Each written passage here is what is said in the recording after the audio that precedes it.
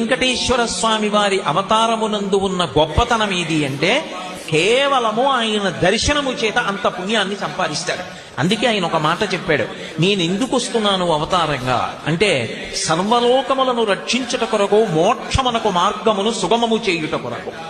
కలియుగంలో మోక్షాన్ని పొందడం అంత తేలికైనటువంటి విషయం కాదు. కానీ ఎవరు నా యందు భక్తితో ఉంటారో, ఎవరు నా యందు ప్రీతి కలిగి ఉంటారో అటువంటి వారి పట్ల నేను సదా ప్రసన్నుడనై ఉంటాను. అందుకే స్మరణాత్ సర్వ పాపఘ్నం.